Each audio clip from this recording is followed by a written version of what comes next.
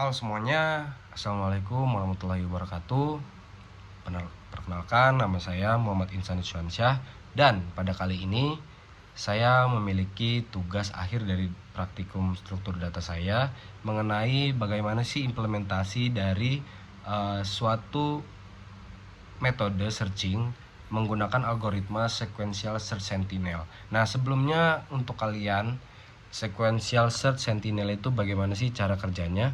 Cara kerjanya itu lebih tepatnya gimana sih cara kita mencari. Misal nih, saya mencari Indomie.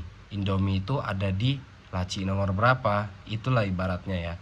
Nah, langsung saja kita masuk ke codingannya ya. Nah, di sini saya menginputkan fungsi sequential search sentinel by SKU yang meliputi 3 variabel, yaitu data, n, dan juga target. Nah, data ini apa aja sih yang ada di dalam sistem yang saya buat ini? Misalkan Indomie goreng, aqua air mineral, ataupun parfum, apapun lah yang saya akan inputkan. Nah, selanjutnya itu saya melibatkan variabel n. N ini untuk apa sih? N ini adalah panjang dari array kita, guys. Jadi semisalkan kita menginputkan 10 inputan, 10 data, maka panjang datanya adalah si n ini. Misalkan 10 data, berarti n-nya adalah 10. Nah, saya juga melibatkan variabel target. Nah, target ini yang dimau si user. Si user ini pengen mengecek suatu barang di indeks berapa. Jadi selanjutnya saya menginputkan i sama dengan 0. Nah, indeks ini selalu dimulai dari 0, guys. Pengecekan itu selalu dimulai dari 0. Jika 0 nggak ada, itu akan berkelanjutan. Nah, kenapa? Gimana sih biar berkelanjutan? Itu jawabannya ada di baris selanjutnya. Saya memiliki perulangan nih, guys. Jika data indeks itu tidak sama dengan target, maka indeks itu akan ditambah 1. Jadi kalau misalkan di indeks 0 itu tidak ditemukan, dia akan berlanjut ke indeks 1. Jika di indeks 1 tidak ditemukan, maka dia akan berlanjut ke indeks 2. Nah, di sini itu lebih tepatnya dia akan mencari satu persatu nih. Nah, ciri khas dari sequential search itu seperti itu lebih tepatnya. Dia mencari dari tetangga sebelahnya itu ada apa enggak. Nah, selanjutnya itu saya menginputkan if index itu lebih kecil dari n, maka itu akan bernilai true dari si indeksnya itu. Kenapa saya menginputkan if indeks kurang dari panjang dari data ini? Itu lebih tepatnya supaya kita itu kan tadi sudah menambahkan sentinel di akhir list. Nah, dalam kondisi terburuk sekalipun atau target tidak ada di data asli, itu loop tetap akan berhenti dengan sendirinya. Ketika indeks itu mencapai posisi sentinel, posisi terakhirnya list itu, karena di sana nilai data indeks itu pasti sama dengan target. Jadi loop ini dijamin selalu berhenti lah jika tidak ada risiko. Jadi kalau misalkan ada resiko infinite loop atau yang perulangan tidak terbatas, itu kita bisa meminimalisir dengan ini. Nah, selanjutnya itu ada data pop. Setelah looping sudah selesai, kita masuk ke baris yang ini nih, data pop. Fungsi pop ini menghapus elemen terakhir dari list, yaitu sentinel yang tadi kita tambahkan. Kita wajib melakukan ini agar list data kembali ke kondisi aslinya. Jadi ibaratnya nih, ada 1, 2, 3, 4, 5, 6, 7, 8, 9, 10. Si sentinel ini ibaratnya ditaruh di paling belakang. Jadi 1, 2, 3, 4, 5, 6, 7, 8, 9, 10. Sebelah 1 nih, ada 1 lagi. Berarti indeksnya bertambah. Nah, kita harus menginputkan si data pop ini supaya dia tidak di clouding atau tidak tercloning lah dia. Jadi kita hapus sentinelnya itu. Jadi kita bayanginnya sentinel itu seperti penanda sementara lah kalau kita udah nyari. Setelah pencarian itu udah selesai, penanda itu harus kita cabut lagi. Itulah.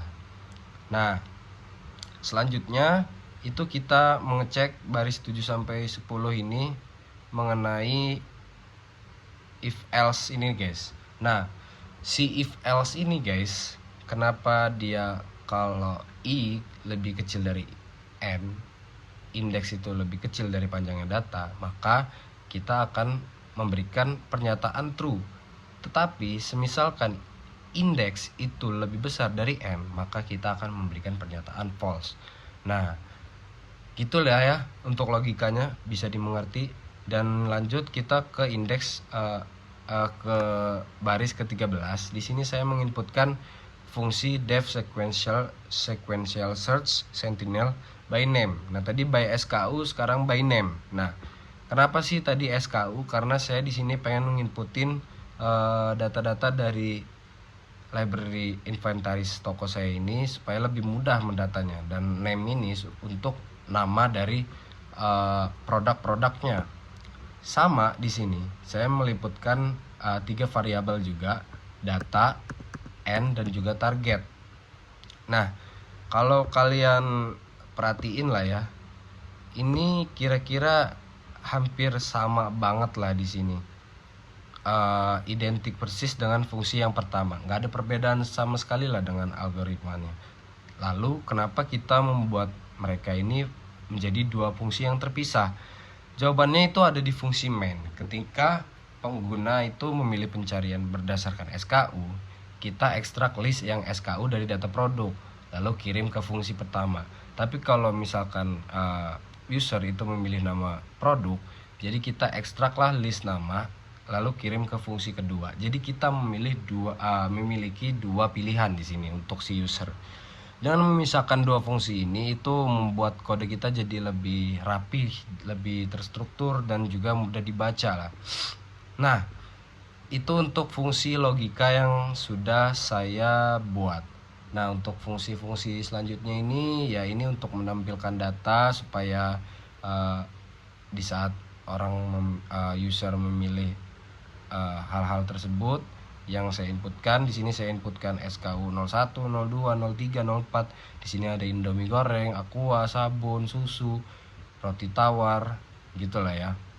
Nah, selanjutnya juga sama, itu untuk menampilkan bagaimana data tersebut nanti akan ditampilkan. Nah, di sini di baris ke-70 itu ada perulangan lagi, while true, try, pilihan integer input, masukkan pilihan 1 atau 2. Nah, kenapa sih di sini saya menginputkan integer nih di sini? Karena jika user itu memilih pilihan 1 tadi, ini menampilkan supaya orang hanya bisa menginputkan angka 1 dan 2. Di sini saya masukin if pilihan in 1,2. Nah, di sini jika saya menginputkan break, itu perulangan yang tidak terbatas itu akan terberhenti secara paksa guys. Jadi menghindari perulangan yang ditanya untuk si user nanti. Nah, semisalkan pilihan dari 1 dan 2 nya ini tidak ada, misal dia pilih 3, pilihan tidak valid, kita akan memasukkan logika else, jadi print pilihan tidak valid.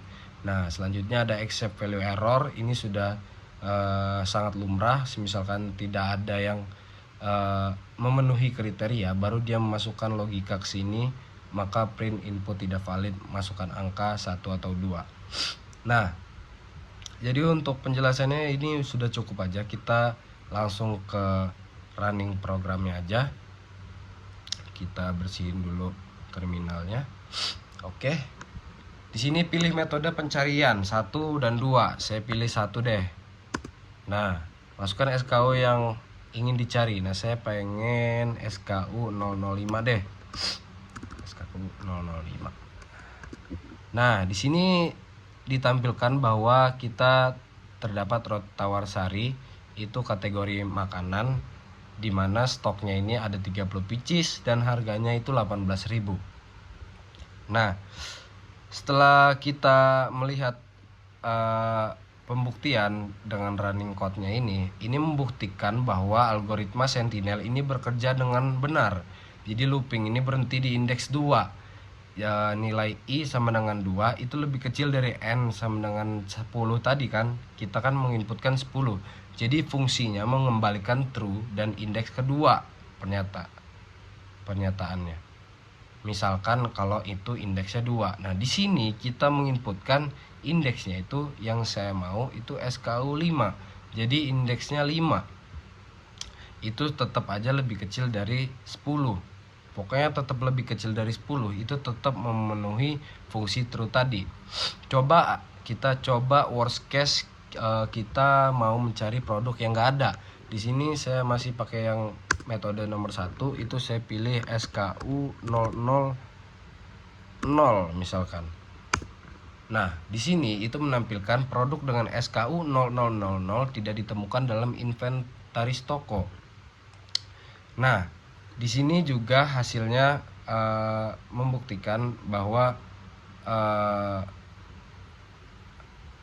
hasilnya yang nggak ditemukan ini itu looping berjalan sampai akhir walaupun berhenti di posisi sentinel, yaitu indeks ke 10, I sama dengan 10, berarti dia sama dengan si N tadi kan 10.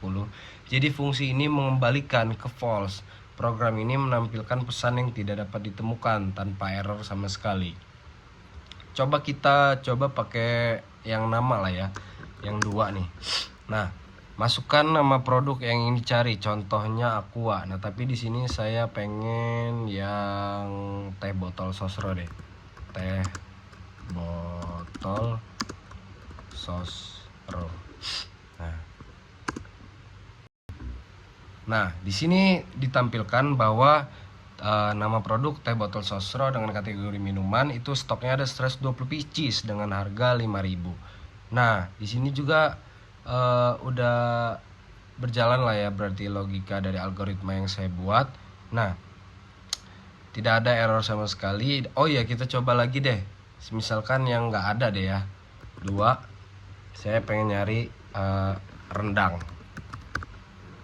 Nah, di sini juga menampilkan produk rendang itu nggak ada di dalam inventaris. Jadi segitu aja untuk implementasi sequential search sentinel ini untuk sistem inventaris toko. Intinya keunggulan utama algoritma ini adalah efisiensi. Cukup satu kondisi dalam looping berkat teknik sentinel ini, sehingga lebih ringan lah dibandingkan sequential search yang biasa ya. Kalau misalkan kalian ada pertanyaan, itu bisa kalian tanya aja di kolom komentar. Sampai jumpa di video berikutnya. Terima kasih telah menonton. Assalamualaikum warahmatullahi wabarakatuh.